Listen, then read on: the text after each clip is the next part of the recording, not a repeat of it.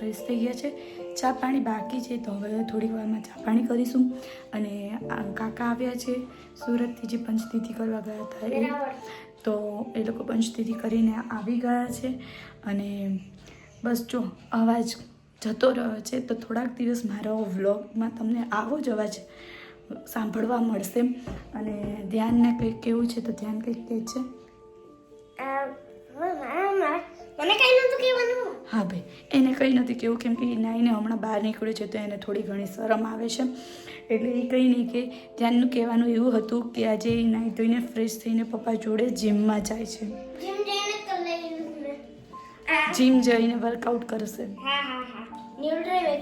હા, તો વર્કઆઉટ કરશે અને પછી આવીને પીશે ન્યુટ્રીમિક્સ. તો ફ્રેન્ડ્સ, મળીએ થોડીક વારમાં. અને આજનું શું રૂટીન છે હું તમને જણાવીશ.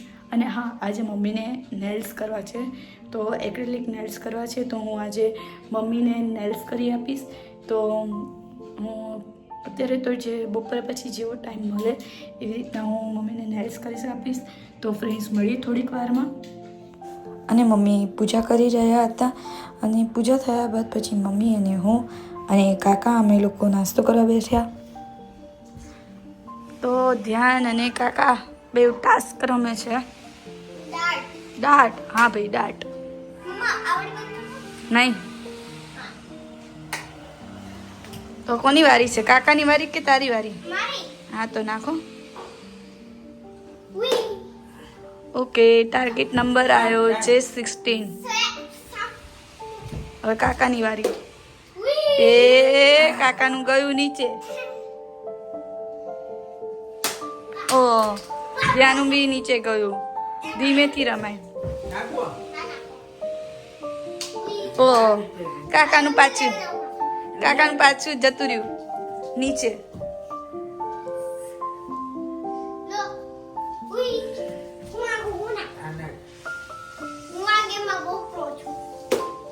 વાહ, ધ્યાનું ના યલો ટાક છે 40. તો વિનિંગ ટીમ છે ધ્યાનની.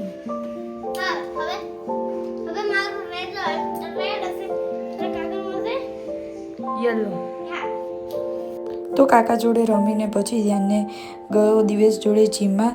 તો એ ચપ્પલને બધું પહેરીને રેડી થતો હતો, અને નીચે કામ ચાલી રહ્યું હતું, તો પાછળના રસ્તેથી ધ્યાનને મૂકવા જવાનો હતો. તો પછી હું એની જોડે ગઈ હતી નીચે દિવસ જોડે એને મૂકવા માટે.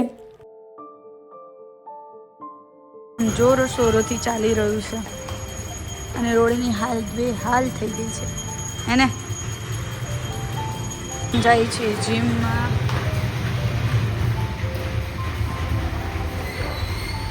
જો નારાયણ પાછળ બેગમાં પાછળ બાંધી દીધો.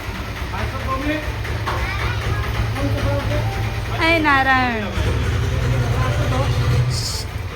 એ નારાયણ ભાઈ ઊંઘમાં છે.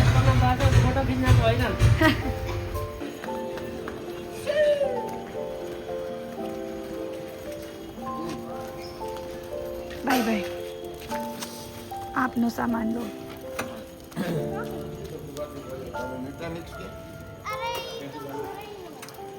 પપ્પા ખાટા ચણિયા બોર લઈને આવ્યા હતા, તો મસ્ત હતા. પછી હું કાકા કહે કે મારે નાસ્તો નથી કરવો, કે હું નાસ્તો કરીને આવ્યો છું. તો પછી હું અને મમ્મી બે જણા નાસ્તો કરવા બેસી ગયા. નાસ્તામાં મેં હતું રોટલી, પૌવા અને સેવ મમરા. બસ એ આજે સૂકો નાસ્તો હતો. અને મમ્મી અને હું થોડુંક વાતચીતો કરતા હતા, ડિસ્કશન ચાલતું હતું.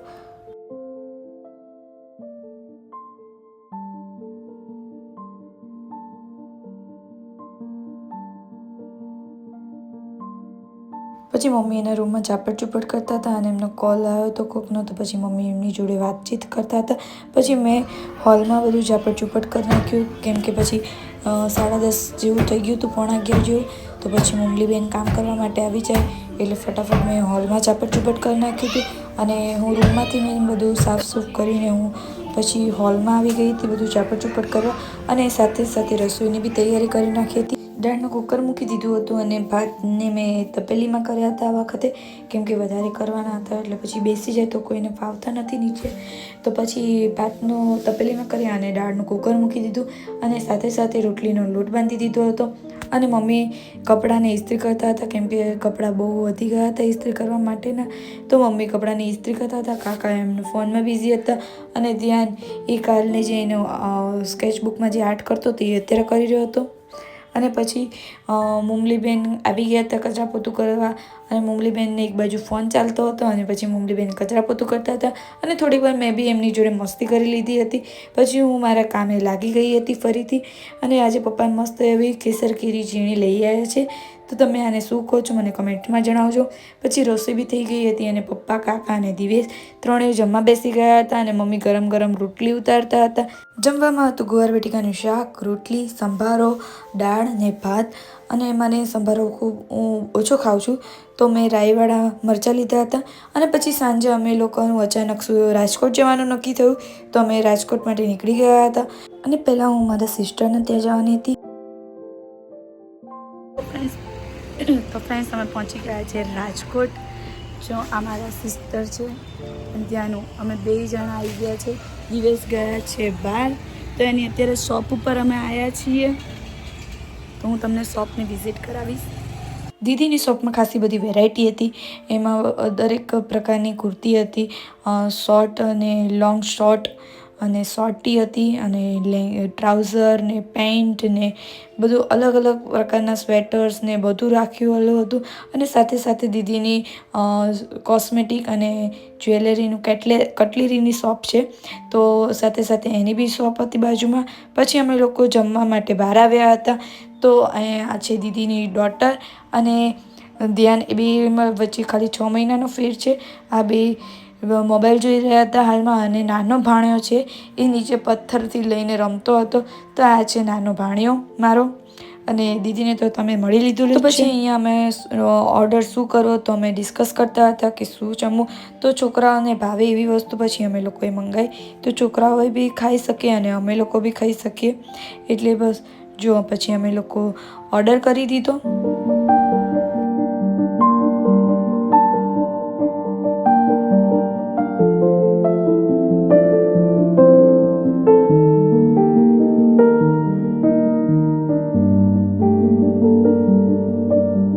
પછી જમીને અમે દીદીના ઘરે આવતા રહ્યા હતા. તો આ દીદી જે સ્ટોકમાં લીધેલો છે માલ, તો દીદી મને બતાવતી હતી કે મેં આટલી વસ્તુ મેં સ્ટોક કરેલો છે અને કોઈને બી જોતી હોય તો પછી જેને બી જો વસ્તુ કટલેરીમાં કોસ્મેટિકમાં જે બી જોતું હોય તો મને કમેન્ટ્સ કરજો. જો રાજકોટમાં રહેતા હોય એ લોકો જો મારો વ્લોગ જોતા હોય તો એને કોઈ બી વસ્તુ ખરીદવી હોય તો મને કમેન્ટ કરજો, તો હું તમને એડ્રેસ આપી દઈશ.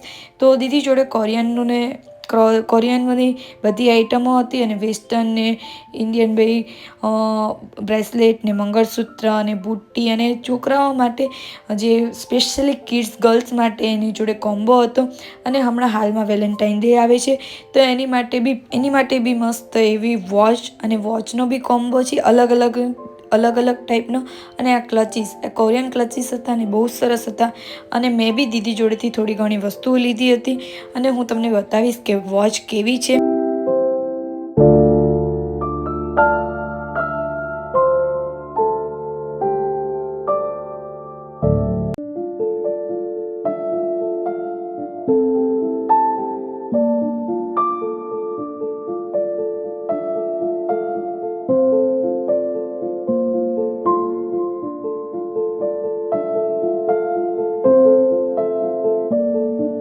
તો વોચનું કલેક્શન બહુ જ મસ્ત હતું, મને ખૂબ જ ગમ્યું.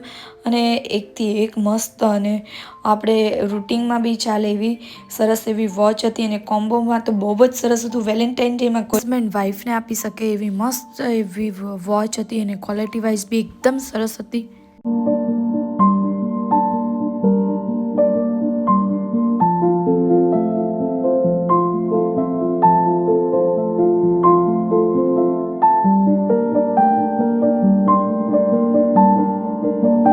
પછી દીદીના ઘરેથી અમે માસીજીના ઘરે આવતા રહ્યા હતા. તો બસ પછી અહીંયા અમે લોકો થોડી ઘણી વાતચીતો કરી હતી અને બસ ત્યાં થોડીક વારમાં દિવેશ બી આવી ગયા હતા અને છોકરાઓને રમવાની ખૂબ જ મજા આવી હતી. તો ફ્રેન્ડ્સ, તમને આ બ્લોગ કેવો લાગ્યો? જો ગમ્યો હોય તો લાઇક, શેર, સબસ્ક્રાઈબ કરજો અને જો તમે અમારી ચેનલમાં નવા હો તો સબસ્ક્રાઈબ જરૂરથી કરજો. તો ફરી મળીએ નવા બ્લોગમાં. તો ખુશ રહો, મસ્ત રહો અને અમારી ચેનલને સબસ્ક્રાઈબ જરૂરથી કરજો. તો મળીએ હવે નવા બ્લોગમાં.